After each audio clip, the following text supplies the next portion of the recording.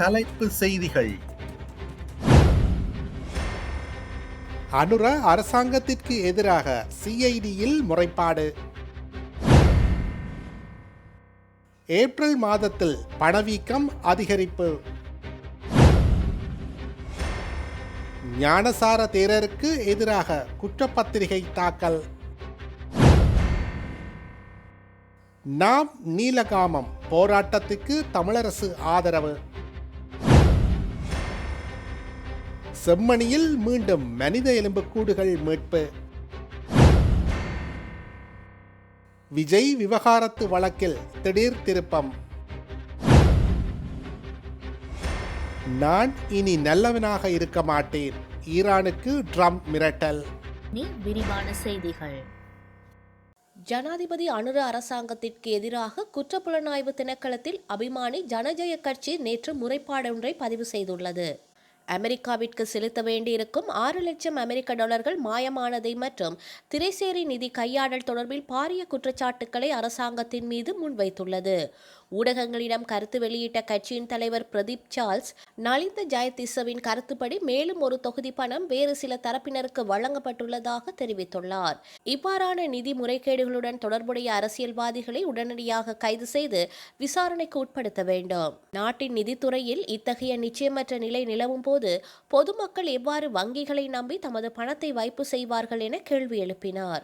அதே சமயம் திருடர்களை பிடிப்பதற்கான வேலை திட்டத்தை வெறும் 20 நாட்களில் முன்னெடுக்க தமது கட்சி தயாராக இருப்பதாகவும் அவர் குறிப்பிட்டுள்ளார்.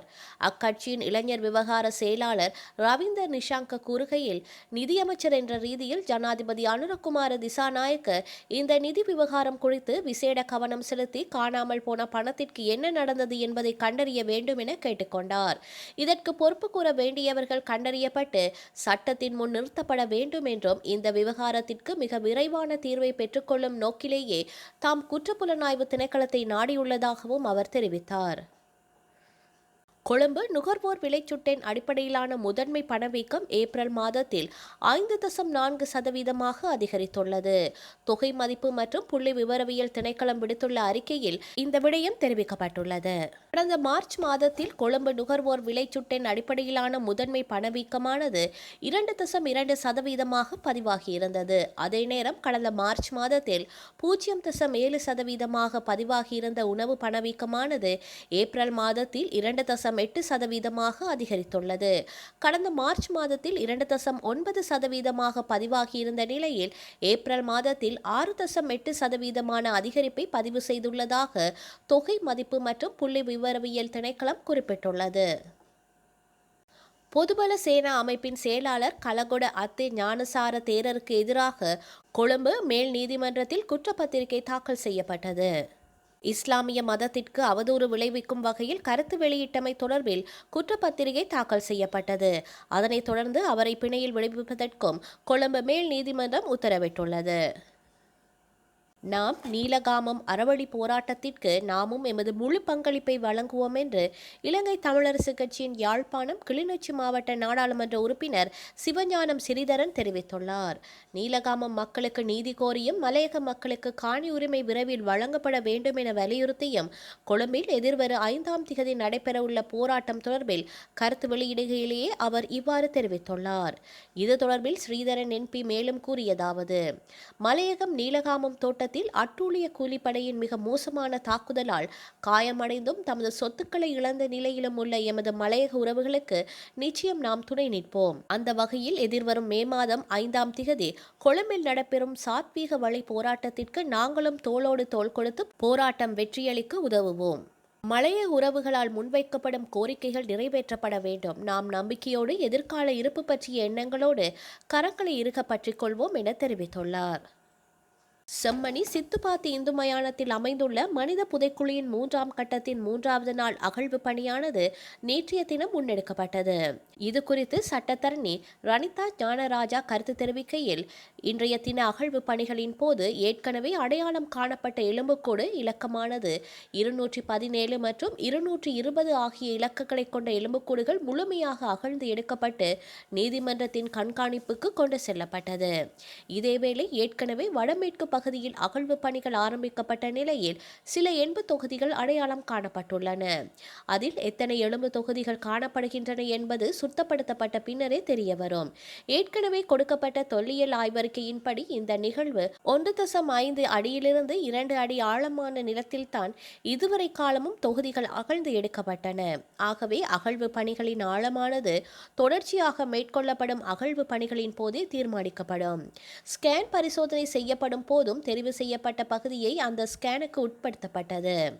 பரிசோதனைக்கு உட்படுத்தப்பட்ட பகுதியின் அகழ்வு பணிகளை முன்னெடுப்பதோடு ஏனைய இடங்களில் எண்பு தொகுதிகள் இல்லையா என்பதை உறுதிப்படுத்துவதற்கு மீண்டும் ஒரு ஸ்கேன் பரிசோதனை செய்யப்பட வேண்டும். குறித்த பகுதியில் உள்ள மண்ணானது கருப்பு நிறத்தில் இருப்பதால் அதில் ஏதாவது சான்று பொருட்கள் இருக்குமா என்ற கோணத்தில் ஆய்வு செய்வதற்காக மண்ணினை அரித்து எடுக்கின்ற நடவடிக்கை முன்னெடுக்கப்படுகின்றது என்றார்.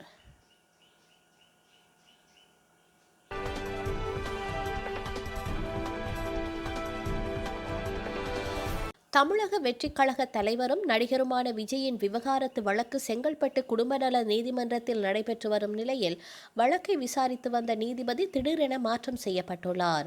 செங்கல்பட்டு குடும்ப நல நீதிமன்ற நீதிபதி எழிலரசி தற்போது விழுப்புரம் நீதிமன்றத்திற்கு மாற்றப்பட்டுள்ளார். விஜய் மற்றும் சங்கீதா ஆகியோர் நீதிமன்றில் நேரில் முன்னிலையாவதற்கு பதிலாக காணொலி மூலம் முன்னிலையாக அனுமதி வழங்கிய நிலையில் இடமாற்றம் நிகழ்ந்துள்ளது. கடந்த ஏப்ரல் மாதம் 20 விசாரணைக்கு வந்த இந்த வழக்கு தற்போது ஜூன் மாதம் 15 ஒத்திவைக்கப்பட்டுள்ளது. சட்டமன்ற தேர்தல் பணிகள் மற்றும் பாதுகாப்பு காரணங்களை முன்னிட்டு இந்த திகதி மாற்றம் செய்யப்பட்டுள்ளது. ஜீவனாம்சம் மற்றும் பிள்ளைகளின் எதிர்காலத்திற்கான சொத்து பாக பிரிவினைகள் குறித்து ஏற்கனவே பேசி முடிக்கப்பட்டுள்ளதாக தெரிவிக்கப்படுகின்றது. வழக்கின் முதற்கட்ட விசாரணைக்காக விஜய்க்கு ஏற்கனவே நீதிமன்றம் அழைப்பாணை அனுப்பியிருந்தது. தேர்தல் பணிகள் மற்றும் பாதுகாப்பு சூழல் காரணமாக அவர்கள் நேரில் முன்னிலையாவதில் சிக்கல் நிலவியதால் காணொலி மூலம் முன்னிலையாக அனுமதி கோரியிருந்தனர். தற்போது அரசியல் மற்றும் திரையுலகில் முக்கிய நபராக இருக்கும் விஜயின் இந்த விவகாரத்து வழக்கு விசாரணை மற்றும் நீதிபதி மாற்றம் ஆகியவை சமூக வலைதளங்களில் பெரும் விவாதத்தை ஏற்படுத்தியுள்ளது.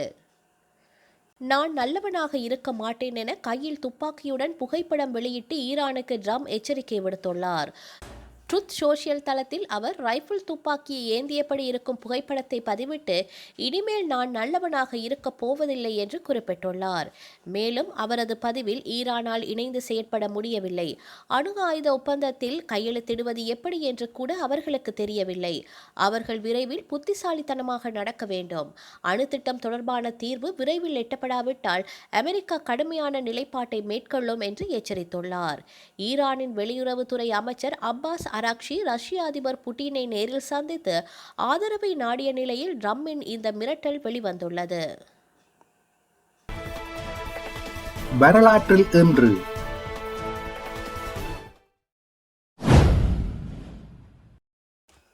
1956 போலியோ தடுப்பூசி பொதுமக்களின் பயன்பாட்டிற்கு அறிமுகப்படுத்தப்பட்டது. 1989 இந்திய அமைதி காக்கும் படையின் வவுனியா சிறையில் இருந்து 43 பேர் தப்பி வெளியேறினர். 1993 இலங்கை ஜனாதிபதி ஆர் பிரேமதாசா மே தின பேரணியில் வைத்து தற்கொலை குண்டு தாக்குதலின் மூலம் கொல்லப்பட்டார். டிபி விஜயதுங்க புதிய ஜனாதிபதியாக தேர்ந்தெடுக்கப்பட்டார். 2011 திருத்தந்தை 2ஆம் அருள் சின்னப்பர் புனிதப்படுத்தப்பட்டார். 2011 பயங்கரவாதத்திற்கு எதிரான போர் அல் காஜிதா தலைவர் உசாமா பில் ஜாதின் ஐக்கிய அமெரிக்க கடற்படையினரால் சுட்டுக் கொல்லப்பட்டார்.